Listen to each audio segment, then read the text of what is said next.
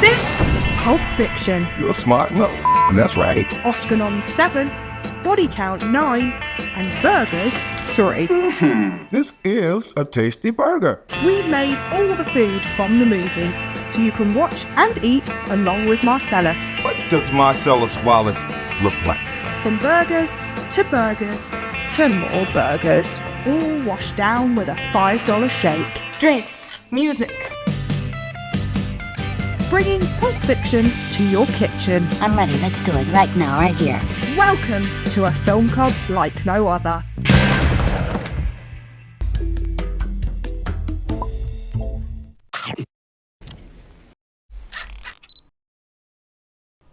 You may have clocked that what this movie is really about is burgers.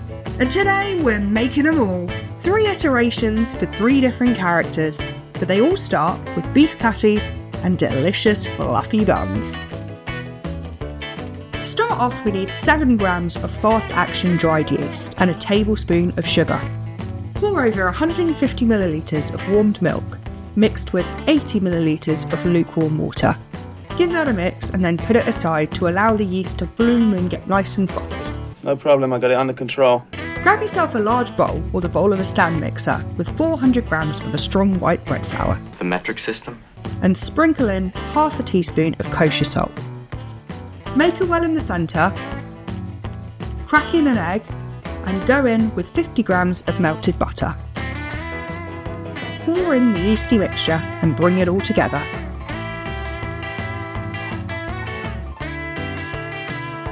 The fat from the egg, milk and butter is what makes this an enriched dough and ensures our buns are nice and soft. Try and Ringo. Knead the dough for about 10 minutes until it's smooth and elastic.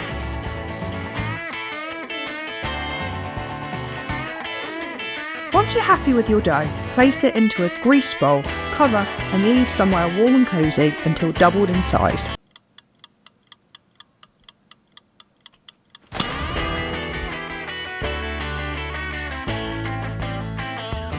Divide the dough into 6 and then carefully shape them into neat balls. Okay, rude. So they keep their shape once baked, we want lots of tension. And we're going to avoid any exposed seams. This dough is the same one that we use for hot dogs, but just shaped differently. Check out our How I Met Your Mother video if you want to see it in action. Go ahead, I don't care.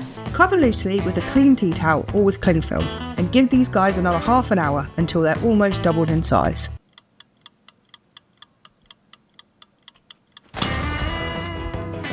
To get a beautiful shiny top, brush an egg wash over the buns.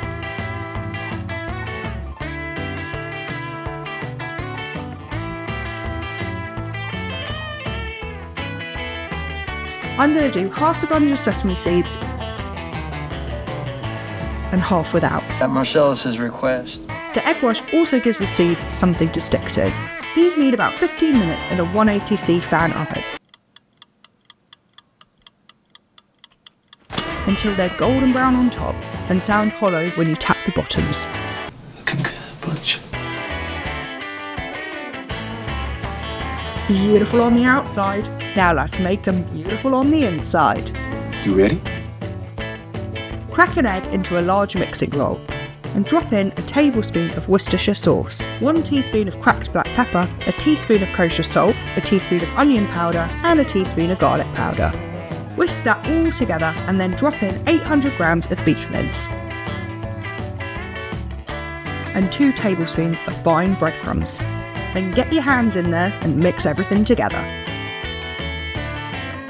You don't want to use a super lean mince for this, as fattier beef will give us more flavourful and moist burgers. Is that a fact? As soon as everything's combined, stop mixing.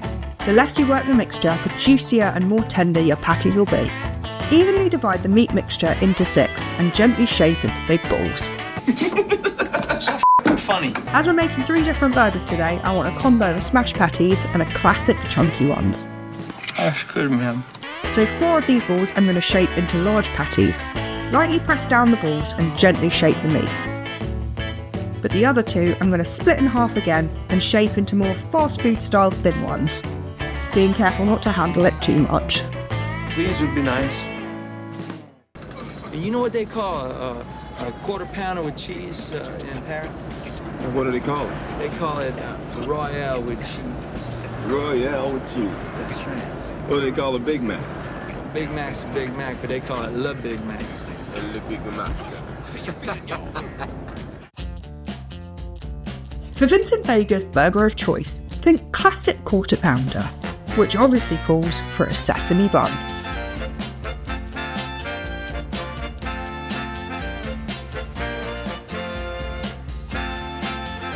Slice up your bun and toast it in some melted butter for a couple of minutes. Once it's lovely and golden, put it aside and whack up the heat. Play with matches, you get burned. We're going to use 2 of our thin smash patties per burger. When the pan is nice and hot, drop in some oil, pop in your patties and press them down so they're nice and thin and you've got good contact with the pan. This only needs 1 to 2 minutes until it's got a beautiful crust. Flip the patties and quickly top each one with a slice of American cheese. And get the lid on. Give it another minute for the cheese to melt and a nice crust to form on the other side.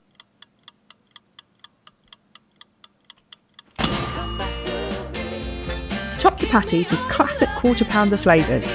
Think American mustard, ketchup,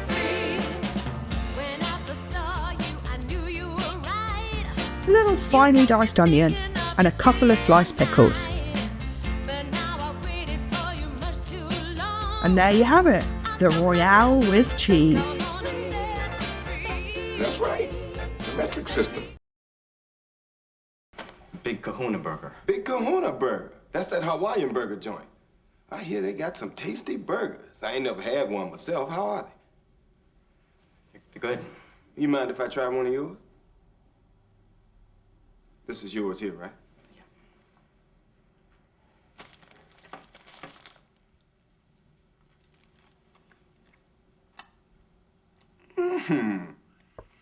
This is a tasty burger. For the second in our burger lineup, we're bringing you Jules' Big Kahuna. This time we're going for 1 large patty. I'd like that. Cook it up the same way as the little guys, but it's going to need an extra couple of minutes on each side. I'm switching out the cheese for sliced cheddar as we need the stronger flavour to stand up to the other toppings. And also, real cheese is just better. Funny, I was thinking the same thing. Then to add some Hawaiian influence to this baby, onto a nice toasted plain bun, I'm smothering a load of spicy sweet sauce. It's super easy to put together and you can find the recipe over on biteclub.tv and linked in the description box below. Top the patty with a char-grilled pineapple ring, a little bacon, lettuce, and then some sriracha mayo on the other bun. And that there is our take on the signature dish from Tarantino's fave fictional Hawaiian burger joint. I do love the taste of a good burger.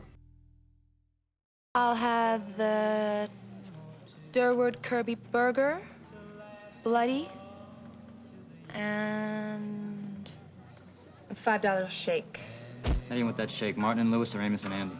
For our third and final burger, we bring you Mia Wallace's Fancy Pants Classic Burger with a little bit of everything, watermelon and all. Toast yourself up a sesame bun, and then we're going to do another of our chunky patties. Why not? To switch things up, I'm going to top this baby with Monterey Jack cheese. I'll be damned. It's got a nice mild flavour and it's a great melter. Then for all the classic burger toppings, ketchup, mustard, lettuce, a juicy slice of tomato, a little pickled onion, bacon, and of course, pickles. And that, friends, is our third and final burger, cider watermelon optional. It's beautiful. Fancy some fries with that? That's a good question. We're taking our fry-spiration from these Big Kahuna babies. They're a little chunky, they're a lot of crispy, and they're a hella seasoned. Maris Pipers are my potato of choice, and for 4 to 6 people, we need 1.5 kilos of them, washed and dried. Peel them if you like, but I prefer to keep the skin on. To mimic the movie, I'm going to slice into fries about 1 centimetre thick. Mr. 9mm here. Go thinner or chunkier if you prefer, but try to keep the size even so they cook evenly.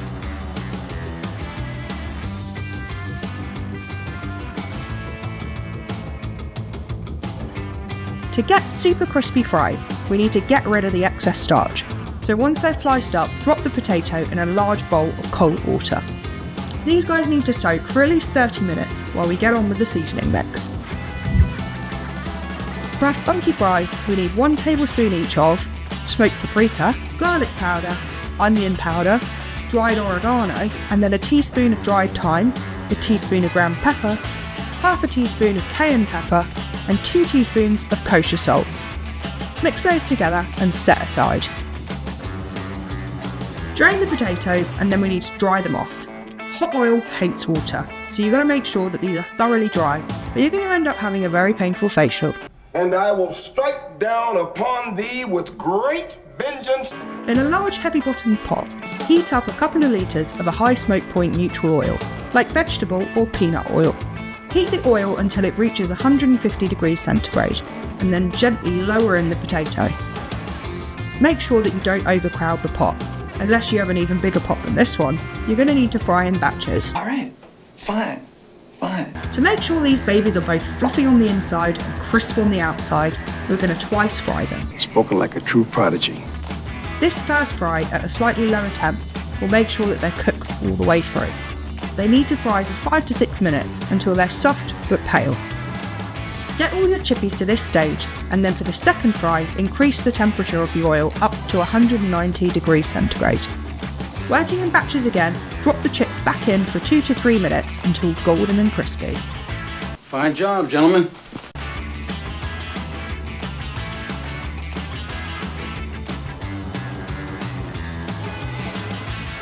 Whilst the fries are still hot, toss them in the seasoning and then serve them up straight away.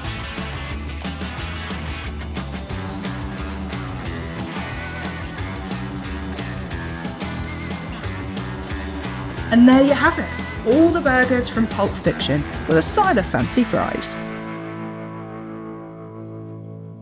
We happy? Yeah, we happy.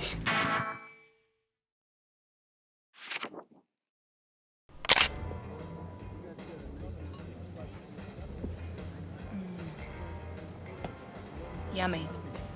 You think I can have a sip of that? Be my guest. I gotta know what a $5 shake tastes like. You can use my straw. I don't have cooties. Yeah, but maybe I do. Cooties I can handle. All right.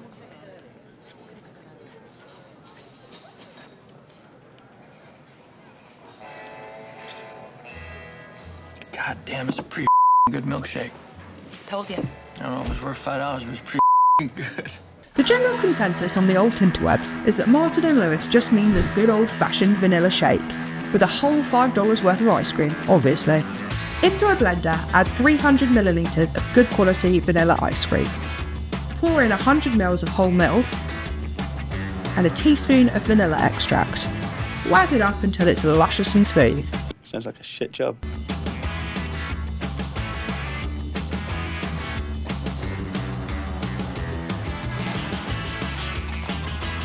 Serve immediately with a dollop of whipped cream and a maraschino cherry on top. Unfortunately, mine did not come stalk and all. That hit the spot.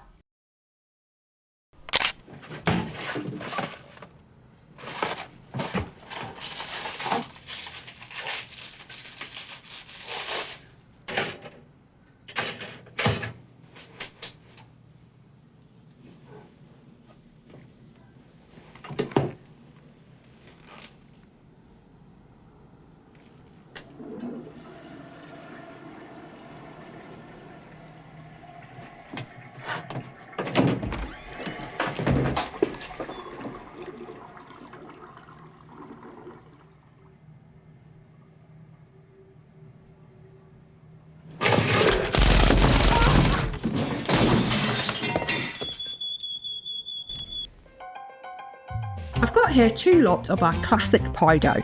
You can find the recipe over on biteclub.tv. We also showed you how to make it recently in our U video, linked up in the corner. Very good stuff. Roll out half the dough to around 2mm thick.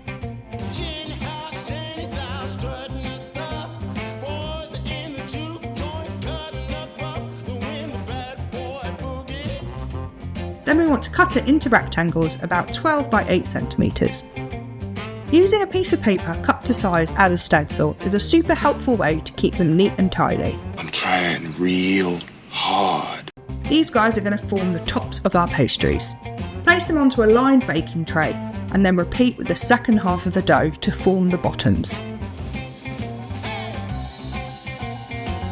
I'm going to do 2 different flavours, half cinnamon like the movie and half strawberry jam. Different, but equally good. For the cinnamon filling, mix together 100 grams of dark brown sugar, a tablespoon of plain flour, 2 teaspoons of cinnamon, a teaspoon of vanilla extract, 2 tablespoons of melted butter, and 1/4 teaspoon of kosher salt.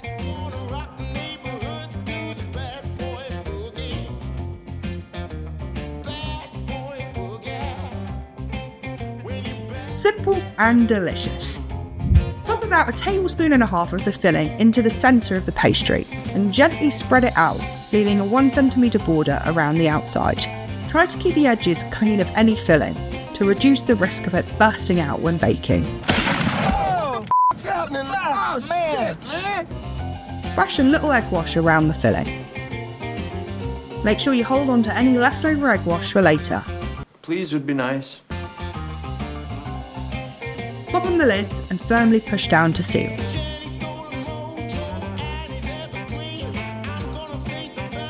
Crimp the edges with a fork to really seal the deal.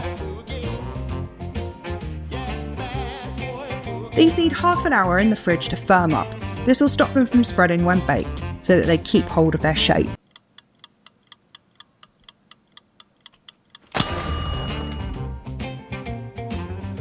Then for the rest of these puppies, I'm doing 2 teaspoons of strawberry jam on each. This here is a super easy to make homemade jam. If you fancy giving it a go, the recipe is linked in the description box below. Got my technique down and everything. I don't be tickling or nothing.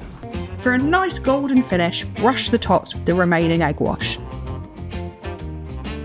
Take a toothpick and stab a few holes into the tops. Make sure you don't go all the way through, we just want to pierce the tops. This is going to give the steam somewhere to go when cooking. Bake for 20 to 25 minutes at 190°C fan until they're crisp and golden with no soggy bottoms in sight.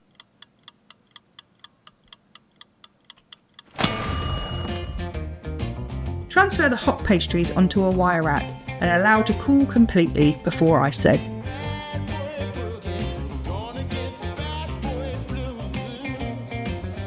For our cinnamon icing, we need 70 grams of sifted icing sugar, 30 grams of dark brown sugar, half a teaspoon of cinnamon, 1/4 teaspoon of vanilla extract, and a tablespoon of milk. Just mix those together until they're fully combined. We want this to be pretty thick so it doesn't just run off. You need to take care of the really messy part.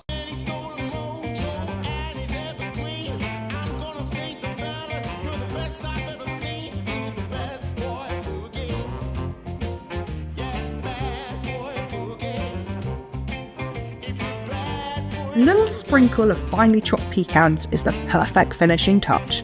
Give it to me.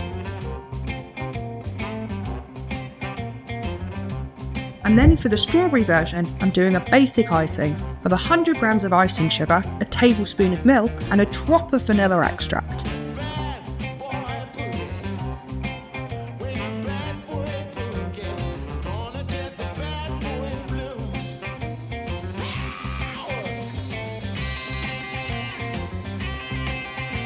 And finally, a little dusting of crushed freeze-dried strawberries. Disclaimer, these toaster pastries can't actually go in the toaster. If you want to eat them warm, skip the icing and just reheat them in the oven for a couple of minutes. I don't remember asking you a goddamn thing. And that, fellow food and film enthusiasts, is how to bring Pulp Fiction to your kitchen. If you enjoyed this video, help us to make more by liking, subscribing, and saying hello in the comments below. tablescape ideas, equipment links and full recipes are available on our website, linked in the description box. Remember, the first rule of Bite Club is you talk about Bite Club.